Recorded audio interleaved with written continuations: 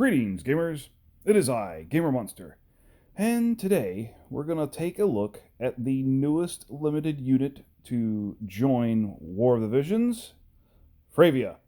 And as is quite obvious from my home screen, I managed to pick her up. I got super lucky.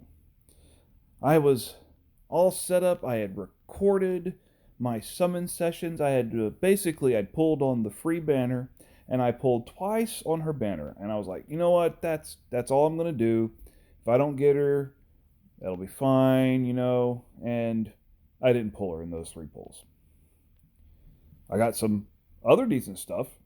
I got 3 UR characters, one of which is Whisper, which is a character I do want to explore when I get around to having the materials to be able to level her up and everything and get her shards, but she's a side project, let's just put it that way.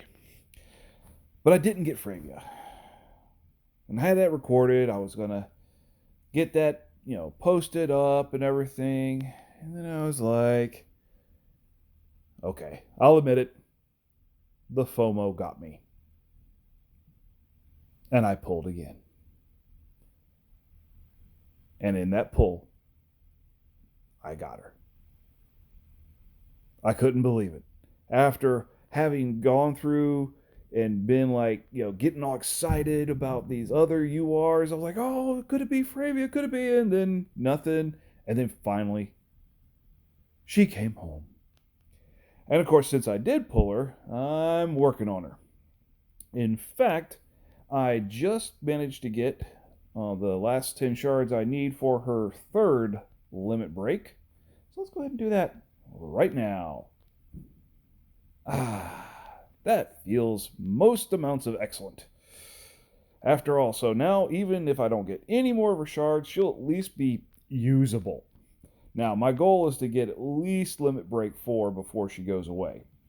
I don't know if I'm going to be able to pull out all 5, but we'll see.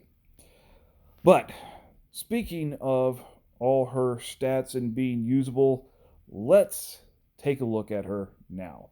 Obviously, I only have her at level 60 with max 65 since I just got her 3rd limit break, so I don't have all her abilities or anything like that.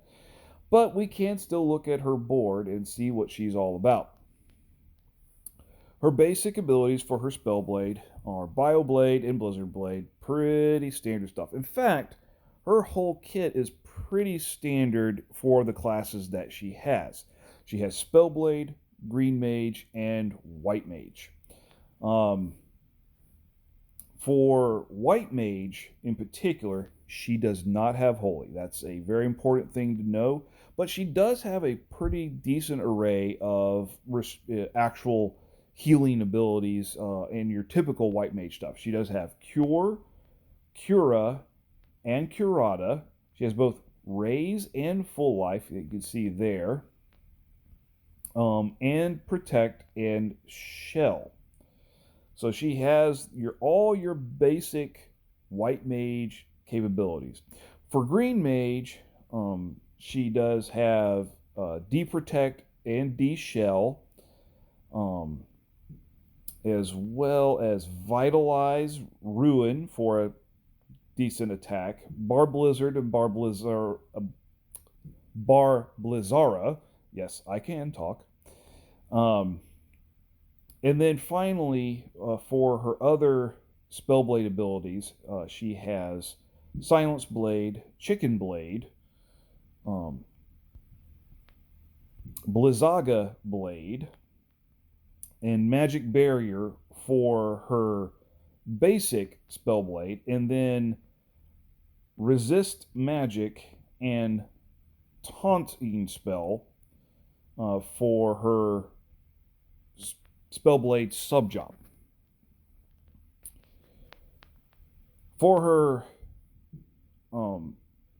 passive abilities, she's got Savior's Protection, which is, this is the debuff resistance and magic attack resistance.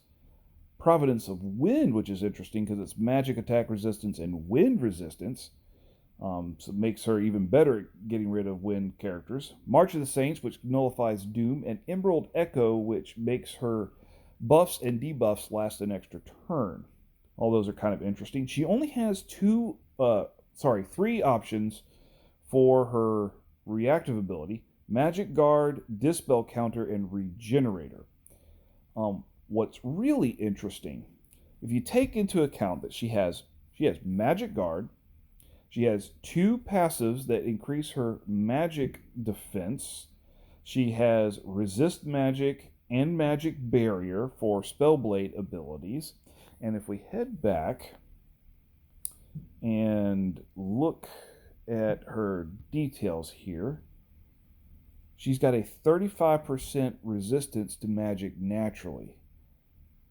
All of that combined makes me think she might actually be a pretty decent magic tank.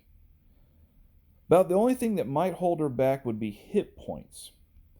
And at level 60, she's got over 2,000, so that's not too bad. Oh, that's right. That I forgot to mention. The other thing is her master ability. Maximum hit points up and magic attack resistance plus 10 as well.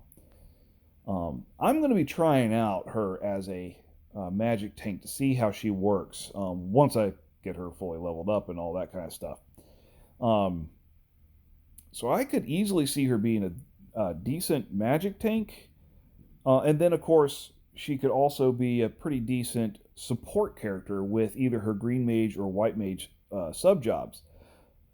If you get her magic high enough, she could do some decent damage with her abilities, but she's pretty short range. So if you're up against a bunch of physical attackers, that might be a liability. Of course, if you're going into the middle of a group of mages with all her magic resist, she could go in sword swinging, so to speak, and probably do pretty well. This is all just kind of speculation at this point, though, until I get a chance to really use her a lot and see what other people think as well. But I also wanted to talk a little bit about her limited nature. I have to say that I think it's really disappointing that Gumi decided to make her a limited unit. None of the other Brave Exvius characters are. And this is our global exclusive. Why would they want to make, our special unit limited? There's really only one answer to that question, and that is to try and pry out money from people. Gumi is an interesting company. On the one hand, they tend to be pretty darn generous to their free-to-play customers. And they make games with pretty decent mechanics that can be a lot of fun to play.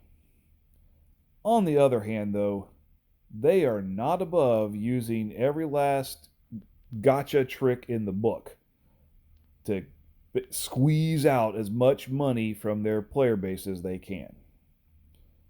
Don't get me wrong. I'm part of the problem.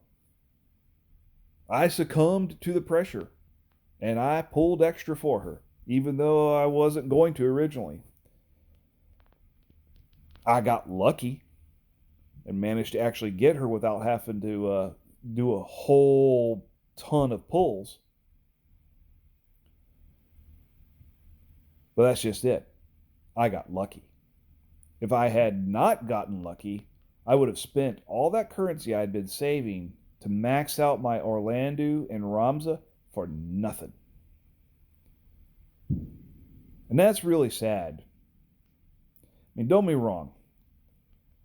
I kind of understand making the collaboration characters limited. They're collab characters.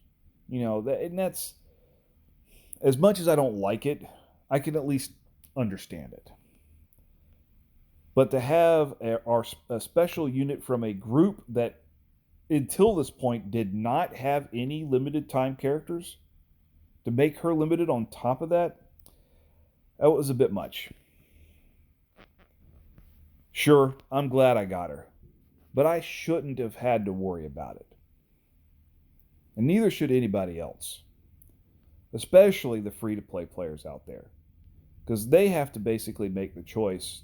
Do they put up with the limited nonsense and try to squeeze out a decent character, or do they have to just pass them by? And that's kind of why I don't like how limited the limited characters are.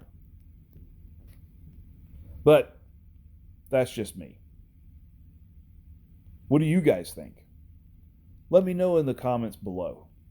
And of course, as always, if you like this video, give me that big thumbs up and hit that subscribe button. And until next time, Gamer Monster out.